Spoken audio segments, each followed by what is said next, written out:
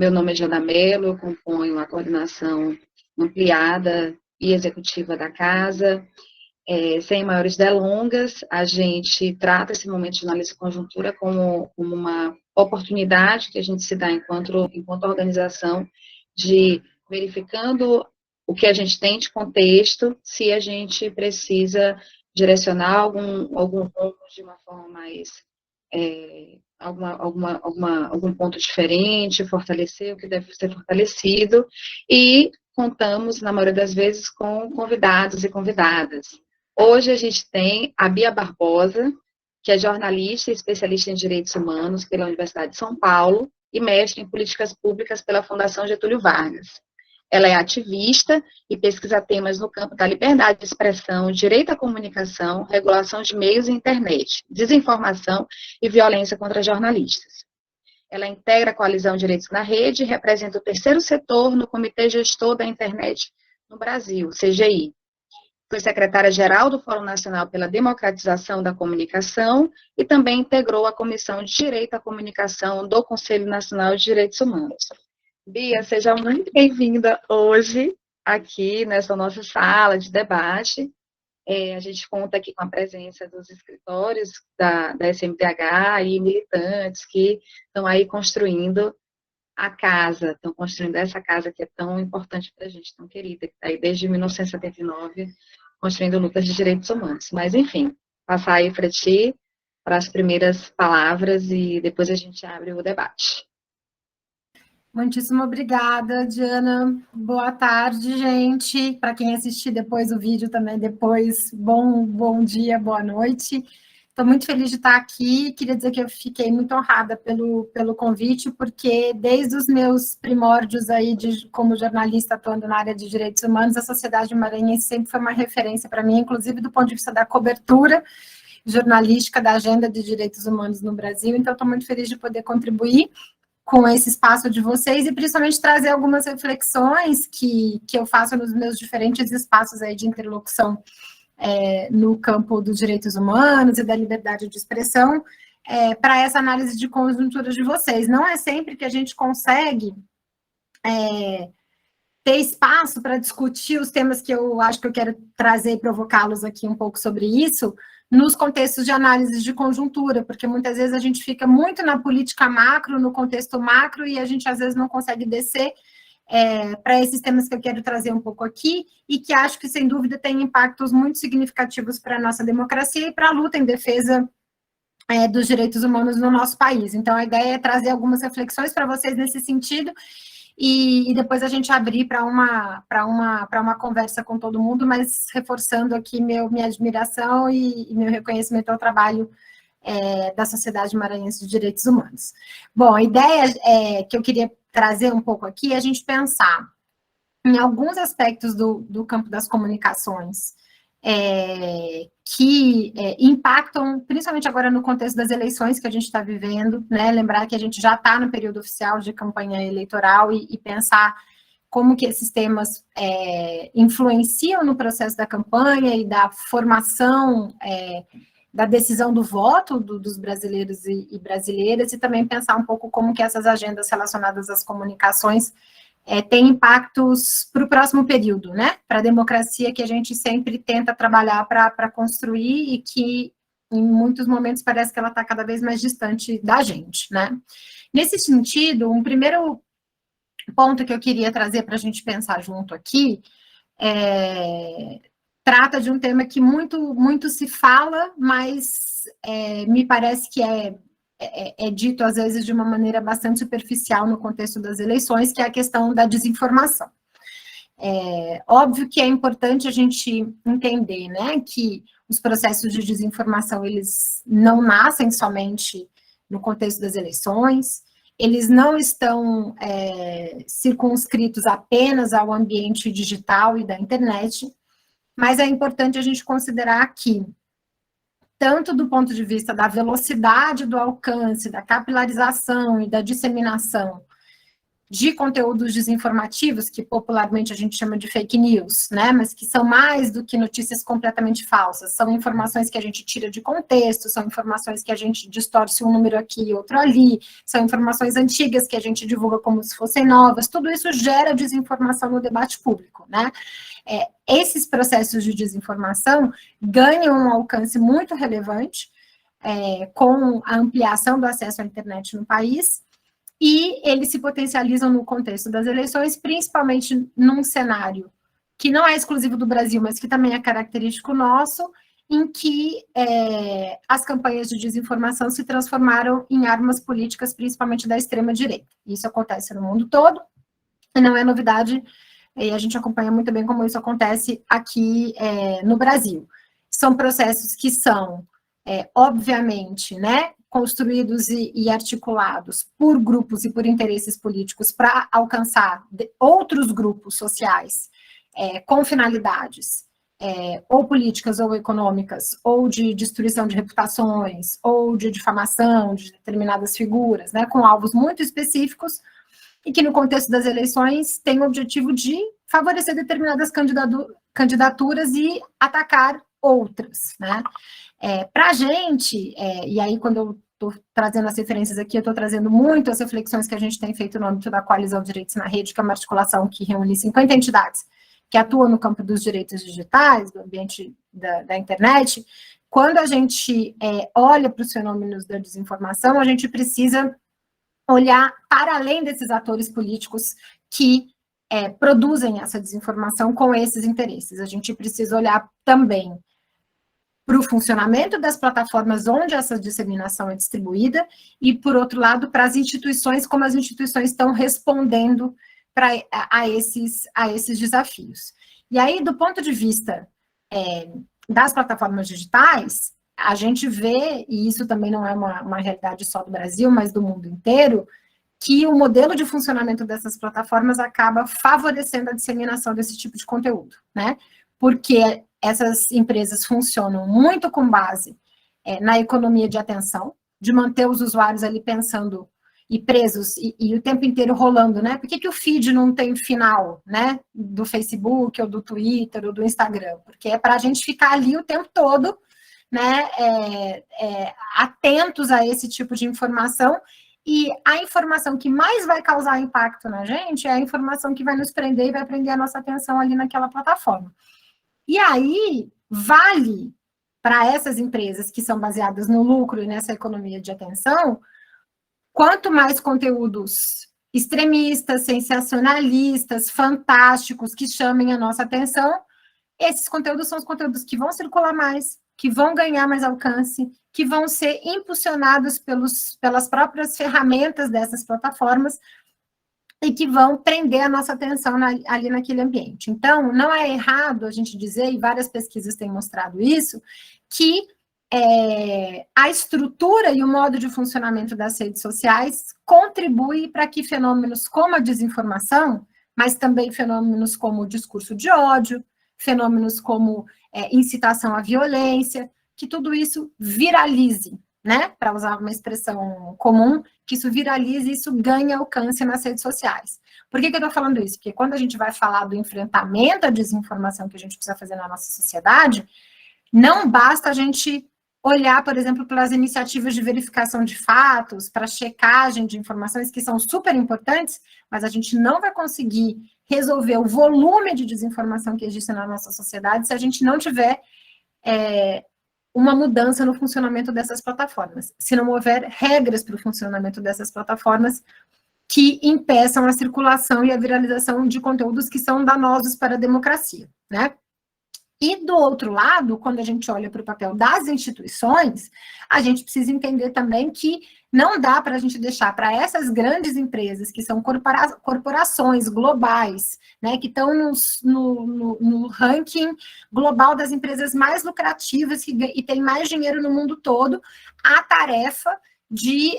se autorregularem somente, né? A gente precisa ter o Estado os estados, os países olhando para essa questão, e vários países já estão olhando para isso, e o Brasil também está olhando para isso, mas no sentido da gente pensar em regras democráticas para o funcionamento dessas plataformas que permitam que a gente continue usando a internet com toda a sua potencialidade para aquilo que ela tem de melhor. Por exemplo, a gente está aqui reunido, né, com gente do Brasil inteiro,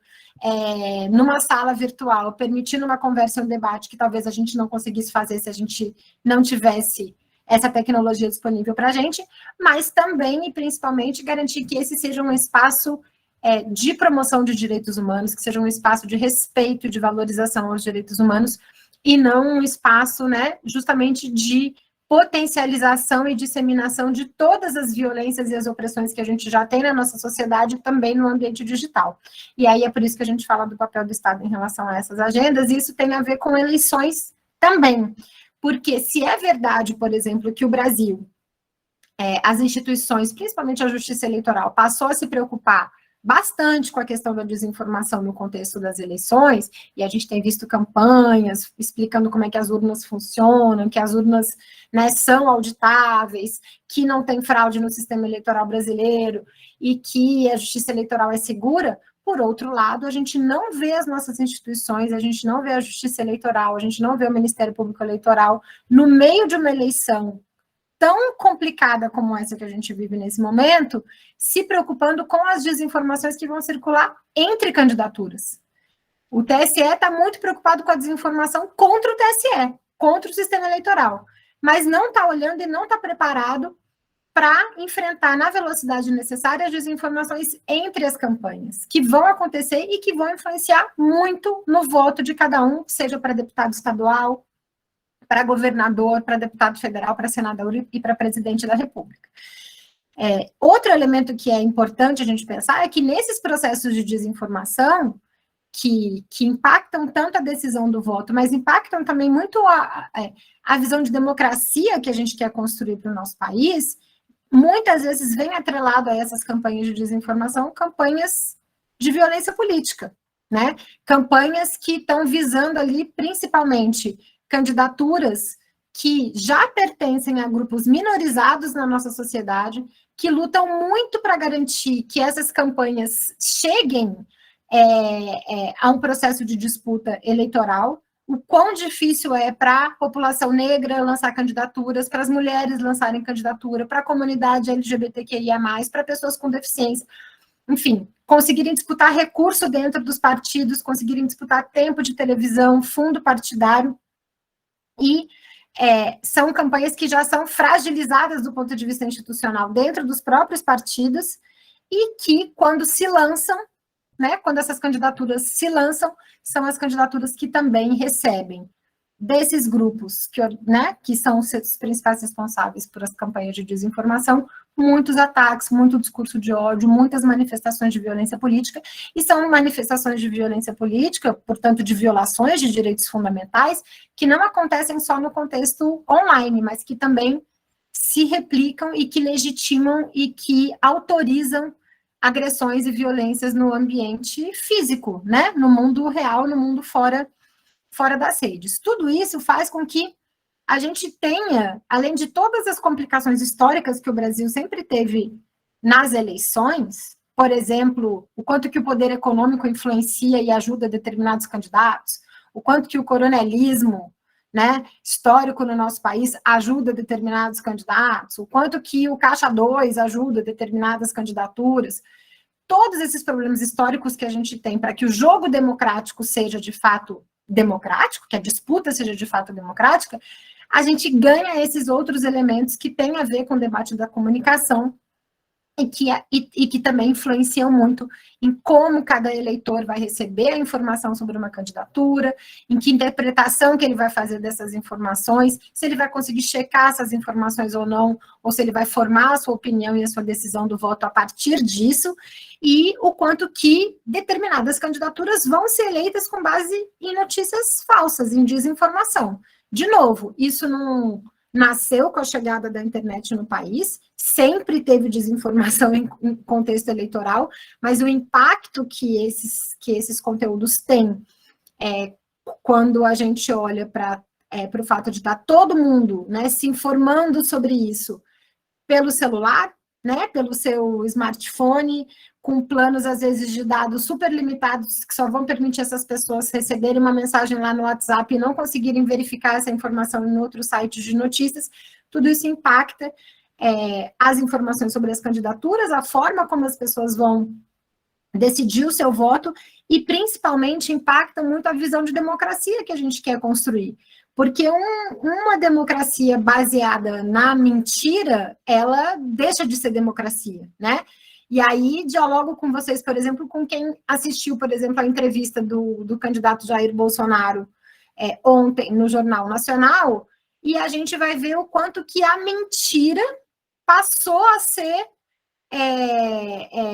praticada com uma naturalidade absurda no debate público, né? A gente não está mais baseando o debate público em fatos, em dados, em informações, mas sim em quem mente melhor, em quem mente de uma maneira mais convincente, né? E isso vale para o contexto das eleições, mas vale para todos os outros episódios que a gente quiser olhar, né? Vale para o debate sobre meio ambiente no país, vale para o debate sobre saúde no contexto da pandemia que a gente viveu a quantidade de desinformação circulando sobre o Covid-19, vale para as nossas lutas e as nossas agendas históricas dos direitos humanos, né? O quanto que a produção de desinformação, de conteúdos falsos e manipulados, intencionalmente manipulados, contribui para distorções da realidade. E aí, então, não basta mais a gente disputar ideias e valores, a gente tem que desmentir informações o tempo inteiro para a gente poder fazer o debate público de uma maneira minimamente racional, né? E aí, para ir chegando no final desse primeiro pontapé aqui, para a gente pensar depois, né, impactos dessas questões relacionadas às comunicações, tanto nas eleições como no futuro, na nossa democracia, eu acho que a gente precisa entender, em primeiro lugar, o que significa um contexto de debate público regido pela desinformação, quanto que isso vai impactar nas políticas de direitos humanos que a gente defende, nas agendas que a gente defende, não só na eleição, né, para além e para o próximo período, o quanto que isso significa desafios novos para a gente do ponto de vista, não basta só a gente convencer, né, as autoridades e o poder público de determinadas agendas em torno dos direitos humanos que a gente quer fazer avançar, mas a gente precisa desmentir todo um universo que está colocado muitas vezes para a sociedade, mesmo que seja para uma parcela delas, mas que está colocado ali, e que antes da gente conseguir avançar, né, pensar para frente, a gente precisa limpar o terreno desse contexto de desinformação. E, em segundo lugar, que a gente, uma outra consequência muito preocupante e desafiadora para nós, ativistas e defensores de direitos humanos, é a gente naturalizar um pouco essas campanhas de ódio, de violência política que vem no contexto das eleições e que atingem setores já minorizados na nossa sociedade, passarem a ser naturalizadas como uma forma de fazer política, né? A naturalização da violência como uma forma de fazer política é algo que precisa nos preocupar para além do processo eleitoral, precisa nos preocupar para a democracia que a gente quer ver construída, porque sim, a gente sempre enfrentou, né, resistências, preconceitos históricos, basta a gente olhar, né, as estruturas e as opressões que estão na base da construção da sociedade brasileira, do machismo, do racismo, da homofobia, né, do preconceito de classe, o quanto que isso é estruturante da nossa sociedade, a gente passa a ter que enfrentar a violência como uma forma de fazer política de uma maneira muito naturalizada, principalmente no período recente, por algo que nasce a partir das violências estruturantes que a gente tem na sociedade, mas que também se potencializa muito com o uso da internet, com o uso das redes sociais, e quando vem atrelada por campanhas de desinformação e que acabam legitimando essa violência. Por fim, para não dizer que eu não toquei no assunto, nos preocupa muito também essa violência política contra candidaturas, contra setores da nossa sociedade, no contexto das eleições. Nos preocupa também a violência que, nesse contexto, é praticada contra comunicadores e contra jornalistas que estão produzindo informação para subsidiar o debate público, para subsidiar a discussão nas eleições. O Brasil, assim como tem crescido muito o número de ataques e agressões a defensores de direitos humanos no nosso país, também tem crescido muito o ataque e as agressões contra comunicadores, comunicadoras e contra jornalistas. Mais um elemento dessa naturalização da violência na nossa sociedade, que é histórica, né? Se a gente for olhar a realidade das comunidades mais pobres e mais excluídas economicamente, o Estado sempre só teve presente nessas comunidades como uma forma de manifestação da violência, né? Mas a gente vê isso se naturalizando, isso ganhando outras colorações e conotações, num contexto em que a gente tem as principais autoridades do país legitimando não só a desinformação, mas legitimando a violência e legitimando as agressões do ambiente online, mas também no ambiente físico, contra comunicadores, contra jornalistas, que têm um papel importante, né, principalmente no contexto das eleições, de informar a sociedade sobre as candidaturas e sobre sobre propostas, sobre programas de governo, sobre projetos de país, que são importantes para o eleitor e para a eleitora poder subsidiar o seu voto e tomar uma decisão de uma maneira livre, informada e consciente no momento que está lá na frente da urna, né? Então, acho que a gente vive um processo eleitoral, e eu termino com isso, acho que a gente vive um processo eleitoral que, além dos históricos desafios que a gente sempre teve para os direitos humanos, para as candidaturas de grupos minorizados, né, que são historicamente excluídos dos espaços de poder e da política no nosso país, a gente tem elementos desafiadores que vêm nesse contexto, muito pelo ambiente digital, mas também pelo fato da gente ter, né, grupos políticos e econômicos que escolheram a violência e a desinformação como uma arma de fazer política, e infelizmente a gente vê isso sendo naturalizado no nosso país diante da omissão das autoridades e diante da preferência dessas plataformas por um modo de funcionamento que lhe gere lucro e que está pouco preocupado, na verdade, com o enfrentamento a essas violências que acontecem e com essas violações de direitos humanos que acontecem no ambiente digital. Então, deixo esse primeiro pontapé para a nossa conversa e para a gente poder pensar sobre outras questões também, que a ideia é a gente trocar muito e a gente poder falar não só de comunicação também, não só de internet, sobre outros temas que vocês queiram pautar, mas acho que queria agradecer novamente o convite, porque me parece importante a gente poder olhar para essas questões no momento de análise de conjuntura, porque muitas vezes são temas que ficam, que perpassam as nossas preocupações, mas que a gente não consegue olhar de maneira muito aprofundada quando a gente faz uma análise de conjuntura mais geral, do contexto político e do cenário das eleições que a gente está enfrentando. É isso, obrigada, Diana, fico aberta para essa troca, já agradecendo.